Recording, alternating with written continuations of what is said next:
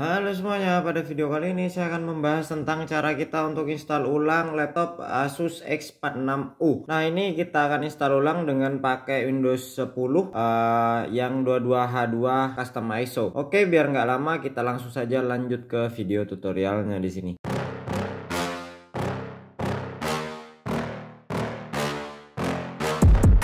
Nah, di sini saya pakai Ventoy untuk di flash disk saya SanDisk 32 GB ini.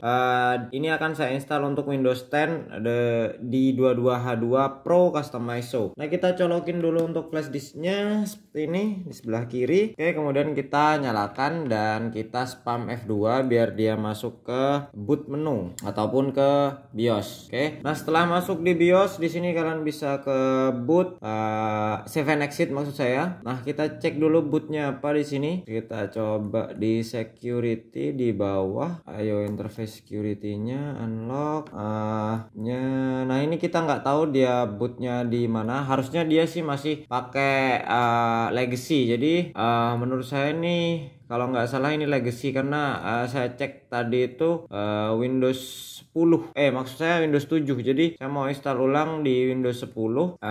Kita coba dulu di sini. Kita ganti WiFi USB-nya ke USB karena Ventoy. Jadi nah di sini di tag-nya USB sudah. Kemudian kita langsung enter saja. Nah, semoga aja ini bisa masuk ke. Nah, kalian bisa lihat ini udah masuk ke Ventoy. Kita pakai Windows 10 22H2 Pro Custom ISO boot in normal mode. Oke, kita tunggu sebentar untuk loadingnya. Karena sebelumnya ini Windows 7 jadi harusnya ini masih MBR. Jadi kita ikuti aja pakainya MBR. Oke, untuk laptop ini tuh speknya sebenarnya spek lama, yaitu sebenarnya pakai hard disk 500 GB, kemudian RAM-nya kalau nggak salah itu 2 GB. Kemudian ini untuk prosesornya pakai AMD E2 dengan Radeon Graphics. Saya harap masih bisa dipakai lah dengan Windows 10. Kenapa? Karena Windows 7 sekarang buat browser udah banyak yang nggak support. Kemudian security patch udah nggak ada. Kita nambahin antivirus juga tambah berat malah hitungannya. Karena kita menurut saya itu percuma kita nambahin antivirus di Windows 7 karena memang security patch-nya udah habis. Jadi udah nggak bisa kepake lagi, nggak ada update untuk patch yang memang bener-bener ada bug dari Windows 7 sebelumnya. Itu udah nggak ada update lagi. Dan ini menurut saya memang pilihan yang sulit. Kalau kalian punya laptop seperti ini, kalian bisa naik ke Windows 8 ataupun langsung ke Windows 10. Tapi ya memang kalau di Windows 10 saya sarankan kalian custom untuk ISO-nya ataupun kalian di bloat sampai benar-benar bersih, jangan sampai ada sisa-sisanya. Oke, lanjut di sini kita bisa pilih untuk time and currency formatnya Indonesia, kemudian next, kemudian kita pilih install now. Oke, saya lebih dekatkan ke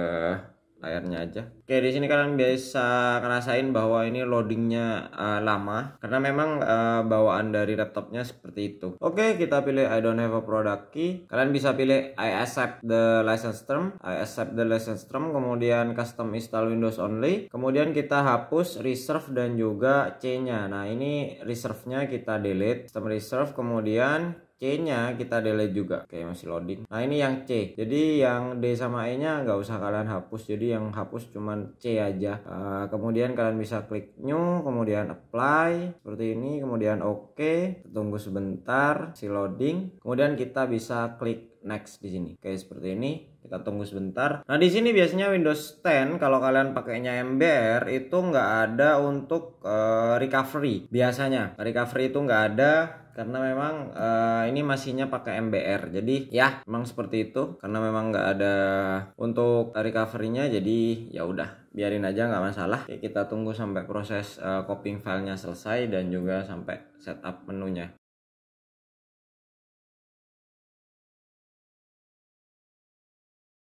Oke, jadi ini karena balik lagi ke Ventoy, kita coba untuk exit. F6 untuk exit menu, kita coba press any key to exit. Nah, kita coba Ctrl Alt Delete, kemudian kita masuk ke F2 lagi. Kita coba ganti boot optionnya yang atas ini ke Hitachi lagi. Harusnya di BBS priority udah nggak ada ini lagi, jadi kita save change dan exit untuk Hitachi-nya. Ini gak enaknya kalau nggak ada boot menu sebenarnya. Oke, kita coba tunggu untuk loading. Di sini saya akan cabut untuk flash disk karena udah ke copy untuk filenya. Harusnya ini tinggal setting up Windows di bagian sininya, jadi kita tunggu sebentar untuk setting up. Ini untuk flash disknya udah saya cabut, kalian bisa lihat flash disk ini udah saya cabut. Jadi kita tunggu untuk loadingnya di sini. Untuk proses ini sudah sekitar 17 menit dari saya pertama kali take video. Nantinya saya akan percepat untuk videonya biar nggak terlalu lama, dan untuk instalasi di laptop ini cukup lama. Kenapa? Karena memang laptop ini itu masih pakai hard disk, jadi untuk copying filenya itu sangat lama sekali menurut saya sendiri. Jadi kisaran kita butuh sekitar 30 menit ataupun mungkin 1 jaman lah untuk hanya sekedar instalasi aja. Kalau pakai SSD harusnya bisa lebih cepat. Oke, kita tunggu sebentar untuk prosesnya di sini. Oke, di sini ada disk check, kita skip, kita tekan enter aja biar nggak ada check disk dulu.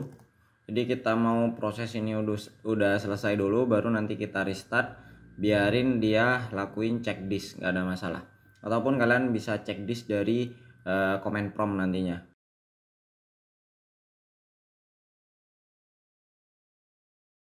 Oke, di bagian sini ini udah 32 menit, kita pilih yes untuk Indonesia regionnya, karena nanti bahasa ataupun time and currency formatnya itu agar dia set di Indonesia. Oke, kita masih tunggu lagi. Ini udah 32 menit atau 33 menit. Ini keyboard layout US seperti biasa, second layout skip. Kemudian harusnya ini sekitar 40 menitan sih udah baru masuk desktop ya.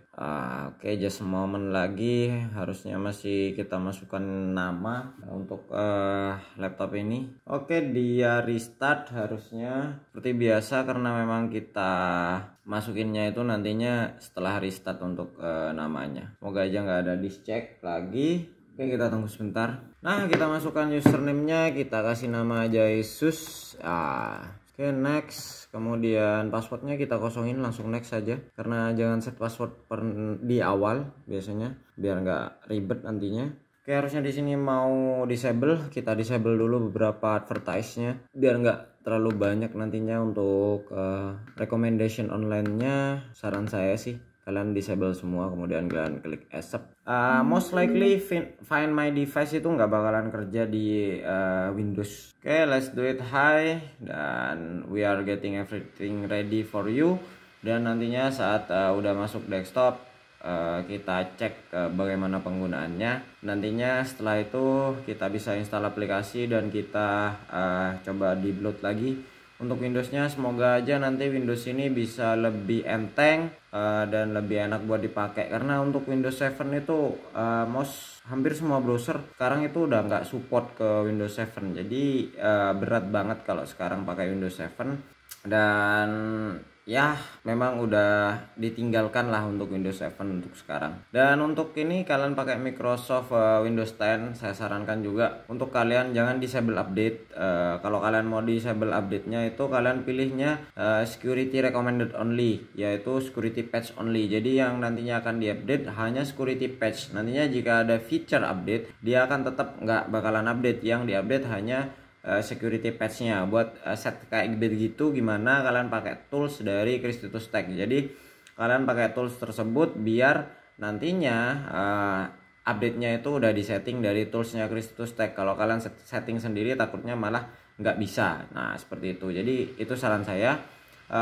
Kemudian ya untuk di laptop ini saya sarankan kalau kalian ada dananya, kalian upgrade RAM-nya minimal ke 4 GB lah.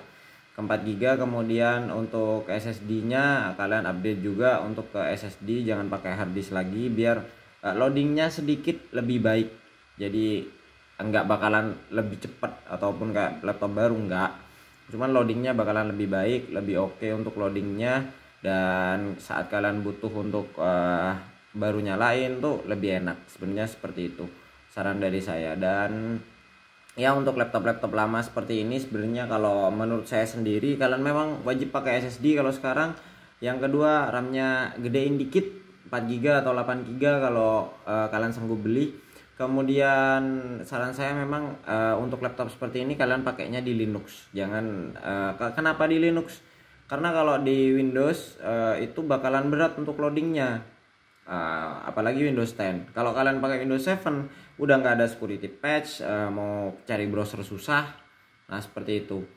Itulah kenapa saya sarankan kalian pakai Linux. Kalau pakai Linux kalian bisa pakai yang enteng-enteng lah, Cinnamons dan yang lainnya. Oke, ini udah masuk ke desktop dan ya 40 menit untuk proses instalasi aja. Kemudian kita cek di sini untuk task manajernya gimana, untuk prosesnya gimana, karena ini baru nyala. Harusnya sih ya kisaran ya bener, kalian bisa lihat bahwa performance CPU-nya udah mentok di 97%. Kemudian kita cek bagian performance di sini, memorinya itu 2 GB, harddisknya 100% di sini.